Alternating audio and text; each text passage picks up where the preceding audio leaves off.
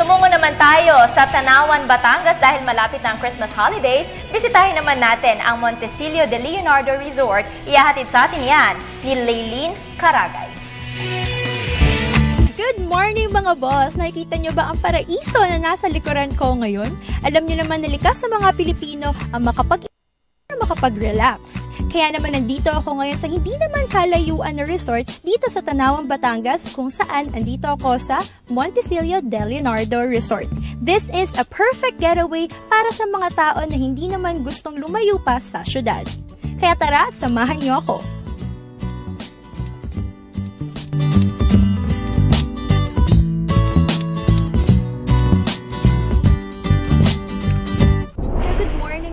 Napakaganda ng inyong resort. Tell us something about sa resort ninyo. Paano kayo nagsimula and bakit Montecillo de Leonardo ang pangalan ng resort ninyo? Well, Lay, thank you for that introduction. Well, this resort started as actually nagawi lang kami dito. Medyo dayo din kami dito. Well, we had this family friend who owns this lot. Then, for some reason, di namin alam kung how it started. Pero, in-offer lang sa amin yung lot. Then, once my parents who bought this lot na chinek nila muna yung area. Parang gusto namin na mag-form ng, in a way, private getaway namin, kumbaga. Kaya doon namin naisipan mag-build up ng resort. Ilan lang ang capacity ng rooms nyo at first? When we started, 3 years ago, we started lang na 20 persons lang kaya namin i-accommodate. And usually, ang namin doon, Miss Lay, ina-accommodate lang namin usually family friends lang, yung mga kakilala lang namin. Inisip kasi namin, unang-una siyempre, safety issues. Kumbaga, hindi naman kami nag-open ng resort para gawin siyang business actually. Parang, kumbaga, private getaway nga lang namin to, diba?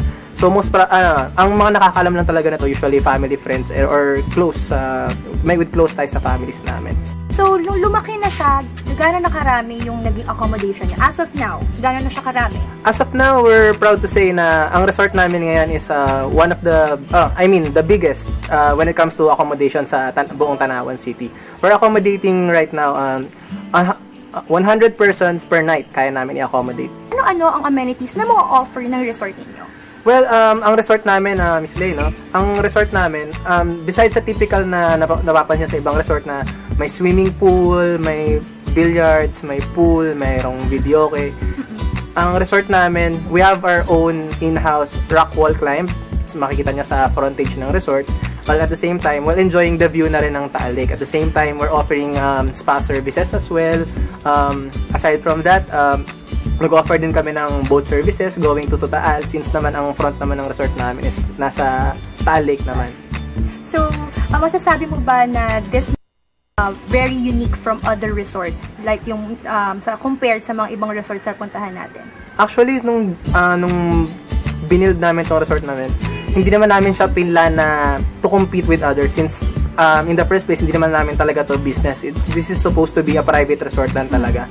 Since naisip namin na kailangan yung resort para hindi siya kumbaga maluma nang walang gumagamit, mas better na pinag-meet namin ng mga parents ko and mga kapatid ko na why not i-open natin into public? Well, since ang maintenance naman, hindi naman ganun ka-mahal or what.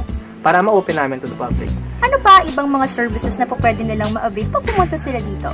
Sa mga services naman namin, additional services, we're offering spa services. We're offering boat ride to and from Taal Volcano. We're offering jet ski din, banana boat, and speedboat ride na rin.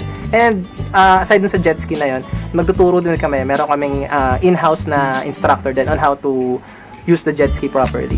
Invite mo na ating mga viewers na pumunta dito sa Montecillo de Leonardo.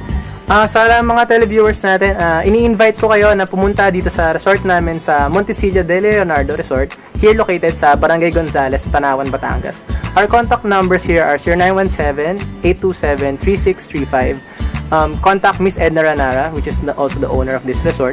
Ang website po namin is www.montecillodeleonardoresort.com. O ayan mga boss, alam niyo na kung saan kayo mag-celebrate ng kahit anong okasyon pa yan anytime this year.